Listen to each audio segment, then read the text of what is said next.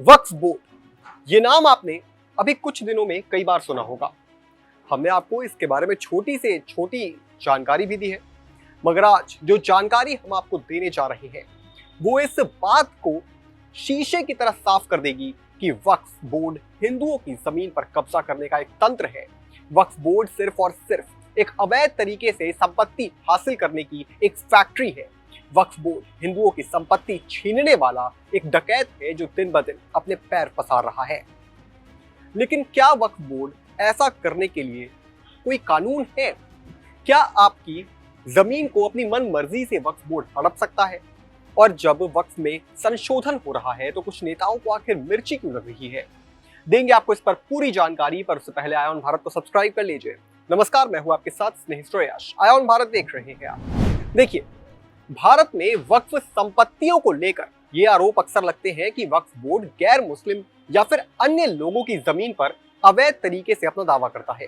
कुछ मामलों में वक्फ बोर्ड सदियों पुराने दान पत्रों या फिर वक्फ डीड्स के आधार पर जमीनों पर दावा करता है, जो कितनी लीगल है या इल्लीगल है, ये अब इसको लेकर कुछ सवाल कई बार अक्सर खड़े होते हैं।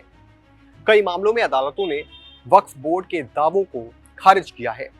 काशी विश्वनाथ ज्ञानवापी मामले में वक्फ बोर्ड का दावा कि पूरी परिसर वक्फ की जमीन पर है, कोर्ट ने इसे स्वीकार नहीं किया।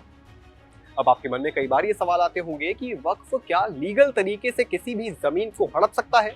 तो आइए इसको जरा ग्राफिक्स की मदद से समझने की कोशिश करते हैं। वक्फ एक्ट 1995 की धारा 4 वक्फ को अधिकार देती है कि वह किसी भी संपत्ति को वक्फ घोषित कर सकता है। अगर कोई व्यक्ति या संस्था इस दावे को चुनौती देती है तो वक्फ ट्रिब्यूनल या फिर अदालतें ही फैसला करती हैं। वक्फ का दावा है कि जिन जमीनों पर वक्फ अपना दावा करता है वो कानूनी रूप से वक्फ दान पत्रों या फिर ऐतिहासिक रिकॉर्ड्स में दर्ज है। वक्फ बोर्ड अक्सर जमीन की पुरानी रजिस्ट्री का फायदा उठाकर दावे करता है, जबकि वास्तविक स्वामित्व किसी और के पास होता है। इसके अलावा वक्फ अवैध प्रणाली पर हमेशा से भ्रष्टाचार, अवैध कब्जे, राजनीतिक दखल और प्रशासनिक लापरवाही के आरोप लगते रहे हैं। वक्फ बोर्ड के अधिकार और ट्रस्टी संपत्तियों यानी जमीन, दुकानें, होटल को कम कीमत पर किराए देकर या फिर अवैध रूप से बेचकर रिश्वत खाते हैं। दिल्ली वक्फ बोर्ड घोटाला में बोर्ड के सीईओ को संपत्तियों के अवैध लीज और फंड के दुरुपयोग के आरोप में गिरफ्तार किया गया था। उत्तर प्रदेश में वक्फ जमीनों पर बिल्डरों और राजनेताओं का कब्जा है।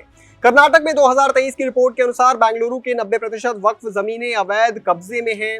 हैदराबाद के ऐतिहासिक मक्का मस्जिद परिसर की दुकानों पर गैर वक्फ लोगों का कब्जा। तेलंगाना और पश्चिम बंगाल में वक्फ बोर्ड चेयरमैन पद पर राजनीतिक नियुक्तियों के आरोप। वक्फ संपत्तियों से होने वाली आय का उपयोग चुनावी प्रचार में करने के दावे। दिल्ली की हौज खास जमीन विवाद में 2016 में वक्फ बोर्ड ने एक हिंदू मस्जिद की जमीन को अपने अधिकार में लेने का दावा किया था। आंध्र प्रदेश में कथित तौर पर हिंदू मठों की जमीन वक्फ रजिस्टर में दर्ज कर ली गई। सच्चर कमेटी ने वक्फ प्रबंधन में भ्रष्टाचार और अकुशलता की ओर इशारा किया। सीएजी ने वक्फ संपत्तियों के गलत रिकॉर्ड पर चिंता जताई। यदि वक्फ बोर्ड किसी संपत्ति पर दावा करता है तो मालिक अदालत नहीं जा सकता, बल्कि उसे वक्फ बोर्ड का जो स्पेशल अदालत है वहीं जाना होगा। और वहां कितना न्याय मिलेगा भैया, ये तो सबको पता है। और हाँ, जमीन हड़पने के 3 सबसे कॉमन रूप है। किसी जमीन पर कब्रिस्तान के रूप में दावा करना, मजार दरगाह बनाना और पब्लिक प्रॉपर्टी पर नमाज पढ़ना शामिल है। पब्लिक प्रॉपर्टी पर शायद इसीलिए नमाज पढ़ी जाती है ताकि उसे वक्फ संपत्ति के रूप में पेश किया जा सके। उदाहरण के तौर पर समझिए, देश भर में ऐसे हजारों मंदिर और धर्म स्थान हैं जिन्हें तोड़ करके उन पर मस्जिद थोप दी गई।